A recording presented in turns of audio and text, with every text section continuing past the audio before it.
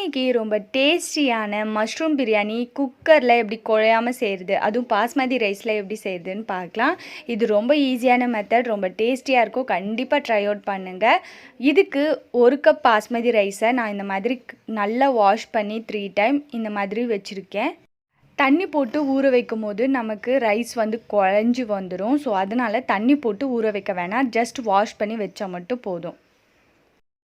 Cooker நல்லா காஞ்சதும் 3 tablespoon oil, 1 tablespoon ghee சேர்த்து நல்லா காய விட்டுக்கலாம். பொரிக்கிறதுக்கு கொஞ்சம் பிரிஞ்சி இலை, 2 பட்டை, 2 லவங்கம், அரை டேபிள் ஸ்பூன் சோம்பு இதெல்லாம் சேர்த்து சிம்மில் வச்சு நல்லா பொரி விட்டுக்கோங்க. அப்போ தான் பிரியாணியில் அந்த ஃப்ளேவர்ஸ் நல்லாயிருக்கும். இது பொரிஞ்சதும் 5 முந்திரி பருப்பு சேர்த்துருக்கேன். ஜஸ்ட் ஃப்ளேவருக்காக தான். இது நம்ம பிரியாணி சாப்பிடும் போது கடிப்படும் போது ரொம்ப டேஸ்டியாக இருக்கும். ஒரே ஒரு பெரிய வெங்காயத்தை நல்ல சின்னதாக இந்த மாதிரி ஸ்லைஸ் பண்ணி வச்சுருக்கேன்.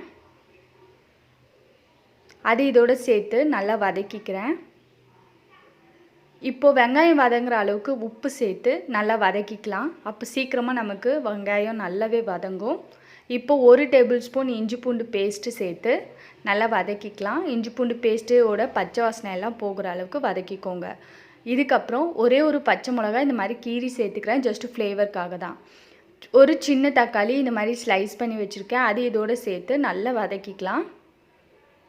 இது நல்லா வதங்கினதும் மசாலா சேர்த்துக்கலாம். அரை டேபிள் ஸ்பூன் மஞ்சள்தூள், 1 டேபிள் ஸ்பூன் காஷ்மீரி மிளகாய்த்தூள், அரை டேபிள் ஸ்பூன் மிளகாய்த்தூள், 1 டேபிள் ஸ்பூன் பிரியாணி மசாலா இதெல்லாம் சேர்த்துட்டு நல்லா மசாலாவோட பச்சை வாசனை போகிற அளவுக்கு வதக்கிக்கலாம்.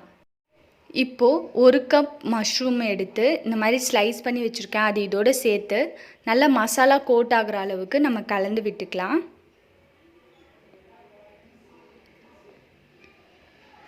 இது நல்லா கலந்ததும் 1 கைப்பிடி அளவு கொத்தமல்லியும் புதினாவும் சாப் பண்ணி வச்சுருக்கேன், அதில் பாதி இப்போ சேர்த்துக்கலாம்.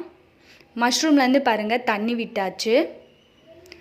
இப்போது 1/4 கப் தயிரை நல்லா பீட் பண்ணி வச்சுருக்கேன், அது இதோடு சேர்த்துக்கிறேன். பீட் பண்ணிவிட்டு சேருங்க, இல்லைன்னா தட்டி அப்படியே நின்றுடும்.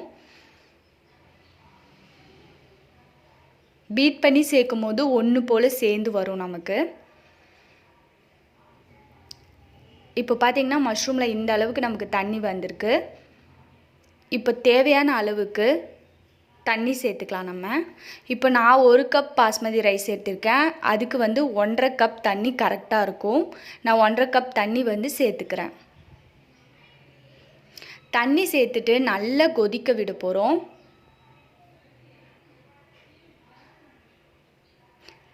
இந்த டிஷ்ஷுக்கு தேவையான அளவுக்கு உப்பு சேர்த்துக்கலாம். சேர்த்துட்டு நல்லா கலந்து விட்டுக்கோங்க. இப்போ ஒரு 5 நிமிஷம் கழித்து பார்த்திங்கன்னா உங்களுக்கு நல்ல கொதி வருது. இப்போ நம்ம ரைஸ் சேர்த்துக்கலாம். இப்போ நம்ம வாஷ் பண்ணி வச்சுருக்கோம்ல, அந்த ரைஸை சேர்த்துட்டு நல்ல ரைஸை உடையாமல் கலரி கொடுங்க. அப்போ தான் நமக்கு ரைஸ் உதிரி உதிரியாக வரும்.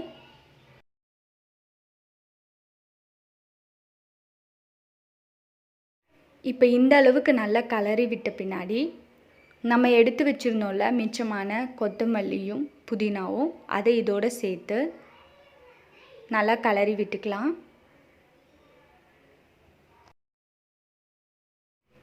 இப்போ பார்த்திங்கன்னா ஒரு நல்ல கொதி வந்திருக்கு. தண்ணி பார்த்திங்கன்னா நல்லா எவாப்ரேட் ஆகிடுச்சு. இந்த அளவுக்கு தான் நமக்கு தண்ணி இருக்கணும் நம்ம தம் வைக்கும் போது. இப்போ இது ரெடியாக இருக்குது, தம் வச்சிடலாம். இப்போது ஒரு தோசைக்கல் மேலே நம்ம எடுத்து வச்ச அந்த குக்கரை சேர்த்துட்டு இந்த மாதிரி தட்டு போட்டு நல்லா க்ளோஸ் பண்ணி வச்சுக்கலாம். உள்ளேருந்து வர ஆவி வெளியே எஸ்கேப் ஆகாத அளவுக்கு நீங்கள் பார்த்து வச்சுக்கோங்க. இப்போ ஒரு 10 நிமிஷம் சிம்மில் 10 நிமிஷம் மீடியம் ஃப்ளேமில் வச்சுட்டு எடுத்து பார்த்திங்கன்னா நம்மளோட அட்டகாசமான பிரியாணி சூப்பராக டேஸ்டியாக ரெடி ஆகிடுச்சிங்க. பாருங்கள் எவ்வளோ உதிரியாக நமக்கு ரைஸ் கிடச்சிருக்கு அப்படின்னு சொல்லிட்டு பயங்கர டேஸ்ட்டாக இருக்கும். நம்ம நிறைய தாளிப்பு சேர்த்துருக்கோம், அதோடய ஃப்ளேவர்லாம் நம்ம சாப்பிடும் போது பயங்கர டேஸ்டியாக ஃப்ளேவர்ஃபுல்லாக இருக்கும். கண்டிப்பாக ட்ரை அவுட் பண்ணுங்கள். ட்ரை அவுட் பண்ணிவிட்டு கமெண்ட் செக்ஷனில் எனக்கு தெரியப்படுத்துங்க உங்களுக்கு இந்த ரெசிபி எப்படி வந்ததுன்னு சொல்லிவிட்டு. அப்போ தான் எனக்கு மேலும் வீடியோ போடுறதுக்கு எனக்கு ஹெல்ப்ஃபுல்லாக இருக்கும். இந்த வீடியோ பிடிச்சிருந்தால் லைக் பண்ணி உங்கள் ஃப்ரெண்ட்ஸ் அண்ட் ஃபேமிலியோடு ஷேர் பண்ணிக்கோங்க. அதே மாதிரி இந்த ரெசிபி ட்ரை பண்ணிவிட்டு உங்களுக்கு எப்படி வந்ததுன்னு என் கூட ஷேர் பண்ணிக்கோங்க. சப்ஸ்கிரைப் பண்ணாதவங்க சப்ஸ்கிரைப் பண்ணிக்கோங்க. Love you all. Bye foodie.